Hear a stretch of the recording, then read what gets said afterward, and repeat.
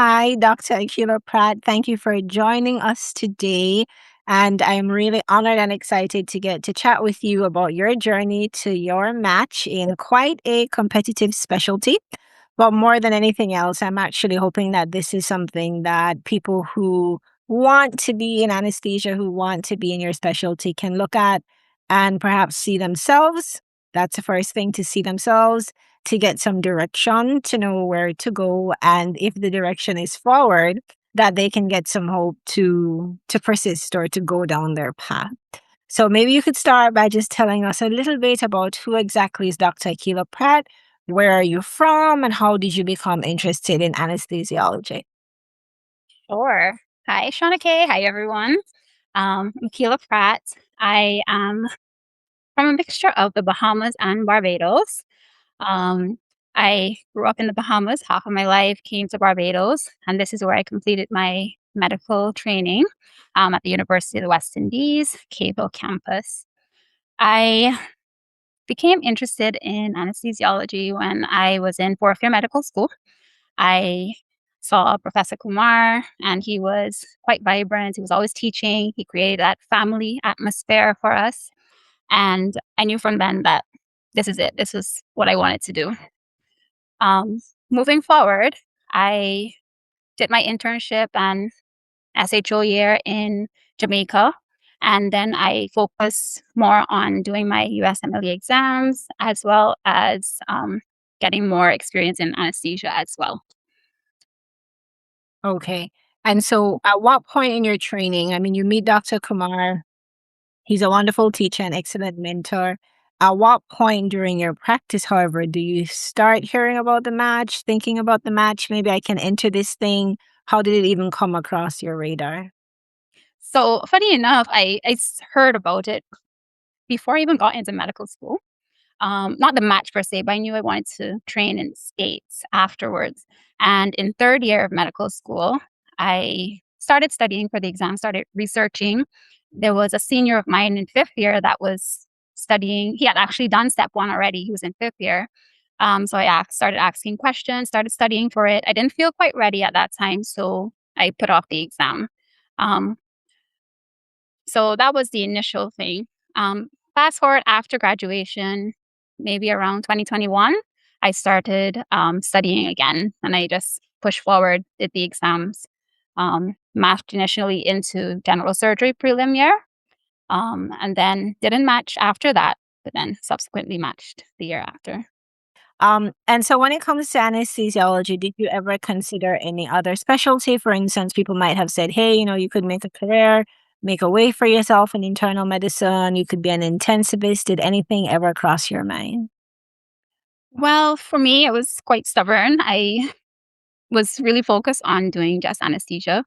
Um, Other persons did tell me, maybe you could do internal medicine. You could be happy doing intensive care after that, possibly, because anesthesia is quite competitive. But I didn't want to.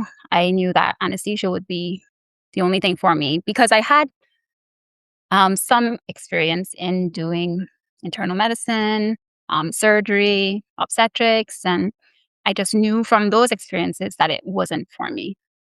Mhm. And when you say anesthesia is quite competitive, for the uninitiated, what kind of numbers are we looking at? Like, just how competitive is it for an international medical graduate? Have exact numbers per se, but I know not many foreign medical graduates have been matching. And if they do, they need a lot of research sometimes. I would say um, that networking is a big part of it, the whole who you know kind of thing. And well, yeah, that's what I would say. And the networking mainly. Yeah. Mhm. Yes. So, I mean, it's definitely not thousands, so sometimes when people are looking at, and this is something I actually do not know exact figures, but you're looking at 100 plus, right? It's not just going to be a whole bunch of IMGs who are entering into ANIS. And so you're talking about, or you spoke about, you mentioned your prelim year. Could you talk to us about that and exactly how you use it to better your candidacy? So when I matched into my prelim year, general surgery, I immediately told them that, anesthesia is what I wanted to do. I didn't want there to be any confusion. So I asked for a month to rotate in anesthesia just to see how it was. And because I was in a program already, they allowed me to do hands on experience, something that you don't get as an observership or even the hands on um, clinical experiences in anesthesiology that you have to pay for. So that's how I utilized it. And then there was also, because in ACGME, for the first year, you do also need to do ICU and A&E. So I utilized that year to get some experience in those years as well, to make myself a good candidate for a second year position if that did come up as well. Okay. And did you experience any nervousness when you were asking for letters of recommendation? How did you go about that? So being around the AMGs and I think a bit of their confidence rubbed off on me because they were never scared of asking anything. They go for what they want with their full chest. Um, to them, this is what we're here for. We're here for letters recommendations. The attendings know that, so they're expecting it. So I wasn't quite nervous when I asked. The program director was expecting it as well. She even held a meeting before we asked to say, we're going to have these meetings. I know you want letters of recommendations and so on. Okay. So if someone is weighing whether or not to even apply to prelim programs, would it be a yes for you? Would it be a no for you? I would say yes, definitely Oh, do it. You get so it's not only getting to be around anesthesiologists and be in the field around them. You get to learn the EMRs. You get to see the the culture of medicine, as well as get the hands-on experience as a whole year. And they do look for that to see if you're able to work in their environment. Do doctors in America trust you, or are they vouching for you as well? So I would say definitely do that. And even if you don't get into a second year, you would be a good candidate for a first year program because you've already done it. So you'd be quite confident going forward as well. okay. All right. And so do you have any tips? Like what would be the guidelines if you were to talk with younger Akilah just starting her journey on the match, or just anyone who's interested in anesthesiology? What would be some of the things that you would say to them about how they can navigate this match journey? Okay. First, I would say go for it. Secondly, to young Akilah, I would say, in the words of Shauna, open your mouth. I've always, I've always been quite, into myself, almost shy. But if people don't know what you want, you won't get it. You won't be able to ask for it. Um, I would say stick to your goals. Block out the noise. The negative comments always. I mean, don't internalize it. Listen to what they're saying. I was always told it's quite difficult to match. It's very competitive. I listened to that and I took that and I said, okay, it's competitive. Why is it competitive? What do I need to make myself more competitive?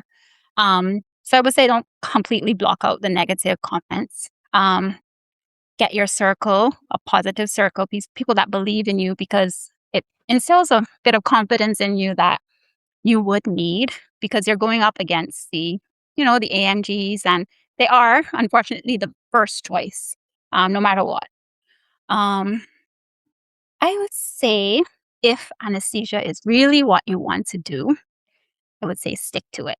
But if you can see yourself doing something else, um, I would say go with that first because there are options where you can also switch over um, as well, or complete that year and then go into anesthesiology, which would make you competitive as well because you would get research doing the first specialty. But if if you can't see yourself doing anything else, stick to your guns, move forward. Just try to make yourself more competitive. See how you can better yourself from the year before. And you mentioned earlier, we were talking, you mentioned the power of networking. For people who are unfamiliar with networking, how does one even begin networking? Where do you start? How do you go about doing that? So I would say networking for me started with you, with during memorable essay, um, how you introduced us to former clients, persons that were working with you, and they always knew somebody, and those people always knew somebody. It started like that, just asking questions, telling people about what you want to do, what are your goals. Not everyone will say yes. Not everyone will say yes. Let me help you. um, I would say don't let it deter you. You just keep going, repeat the cycle over and over again. There are those one or two or four that would say, yes, I'm going to push all into her for whatever reason.